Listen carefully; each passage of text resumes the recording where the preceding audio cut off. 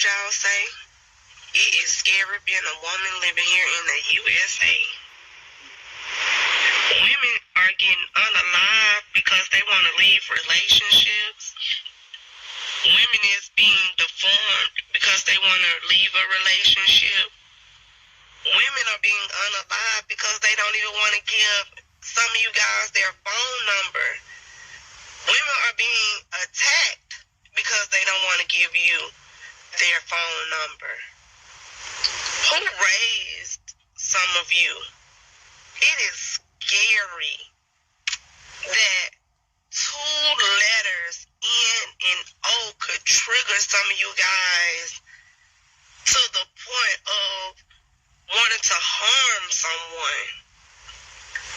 Move on. Move on. If she say no, somebody else is going to tell you yes. Move on. Move around. But it is scary here in the USA being a woman. Being dehumanized. Being called out your name, disrespected because of 2 letters, N and O. It is scary. Sometimes I just begin post my phone number just because I don't even want to go through the hassle of the problems, and I get some with a smile. And that's crazy. But living here in the USA, it is, as a woman, scary.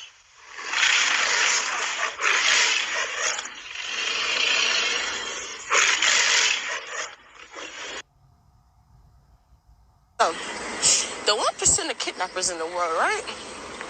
I want to know, like, do they ever think about a bitch like me? Like, how fast can I pull this out my bag before you try me? Just how fast? Honestly, how fast?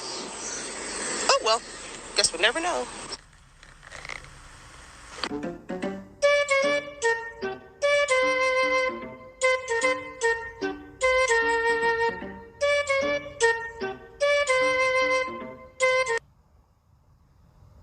Other social casinos' graphics are so trash, you're going to think you're playing a gas station slot machine. Moto.us has high... Fox 13 News at 9 starts now. She didn't deserve none of this. Loving, sweet, all about her baby. A missing mother found dead in Fraser. Police say Brianna Richmond was found this morning in the 1500 block of Baxter Avenue. Thank you so much for joining us tonight at 9. I'm Darcy Thomas. And I'm Daryl Green. Tonight, that family spoke exclusively to Fox 13, trying to make sense of their loved one's disappearance. Let's go to Fox 13, Sierra Jordan. She's live at the Austin Peay Station in Memphis. Sierra? Well, Daryl, Brianna Richmond was reported missing yesterday afternoon. Now, after a day of searching the imaginable for this family, her body was found in Fraser this morning. Now, the family wants answers for her death. Everybody was like, where is Brianna? Because we know that she don't normally do this. After hours and hours of searching for 19-year-old Brianna Richmond, her body was found in Fraser. And maybe she went and cleared her head. She'll be back. In my mind, that's what I'm thinking. I wasn't thinking this. The worst. Fox 13 spoke with Brianna's first cousin, Tina Richmond. Richmond says the 19-year-old was last seen leaving her apartment complex in East Memphis, driving a blue Mazda just after 2:30 p.m. Wednesday. The next morning, police say officers responded to a wounding on Baxter Avenue in Fraser. Investigators say a female victim was located and pronounced dead on scene.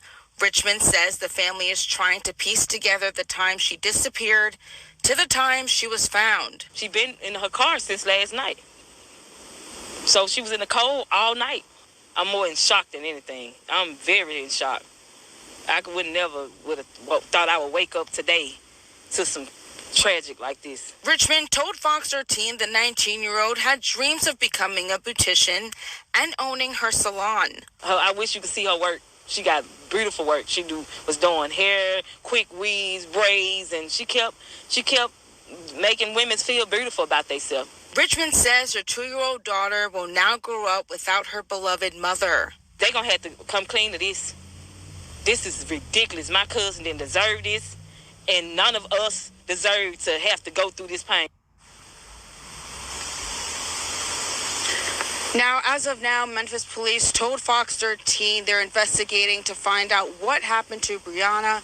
Coming up at 10, more from Breonna's cousin. Darcy, Daryl. Fox 13 Sierra Jordan live tonight in Memphis. Sierra, thank you. But when we start talking about chattel slavery, we're not talking about one trauma.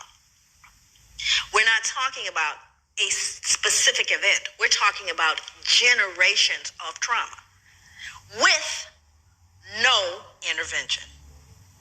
Based on what I know about sugar plantations, tobacco in the Caribbean, what I know about American chattel slavery and the plantations there, does anyone right now ever recall mental health assistance to slaves? Anybody remember sending in the therapist after I sold off your son, daughter, raped folks? At any point? Never. Second question. After slavery was officially over, now you're free. Anybody remember any therapy then? We know it's been rough, it's been deep for you, it's been difficult. We're going to do a little group therapy. Anybody remember that? That would be no. Number 3, after slavery officially ended, both in the States, in the Caribbean, the British, do you remember whether or not trauma continued? Did the trauma continue for people of African descent? I need to know. Okay, so now let's do the math. Hundreds of years of trauma, no treatment. Freed, more trauma, no treatment. What do you do the math? Do you think there may be residual impacts of that trauma? Of course there is. It didn't end, friends, and it hasn't ended yet. So I think on one point, African people and people of African descent are extremely resilient. Matter of fact, I think we're a miracle.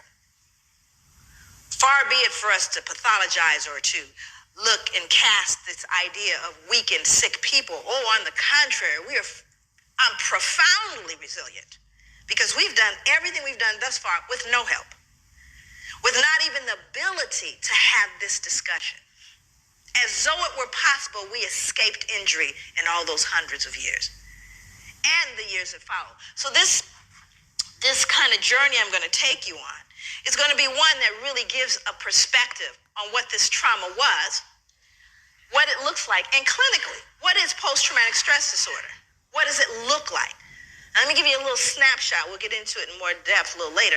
But post-traumatic stress disorder, if in fact you are diagnosed with that, again, remember, direct or indirect trauma, here are some of the symptoms. A feeling of foreshortened future. Now, what does that mean? A feeling, well, you're not going to live long. How many of you are running into young people that don't believe they're going to make it past their 20s? Feeling of foreshortened future. Exaggerated startle response. Outbursts of anger. Difficulty falling or staying asleep. Hypervigilance. Right? These are symptoms of post-traumatic stress disorder. This is like DSM stuff, Diagnostic Statistical Manual Mental Disorders. It's in there.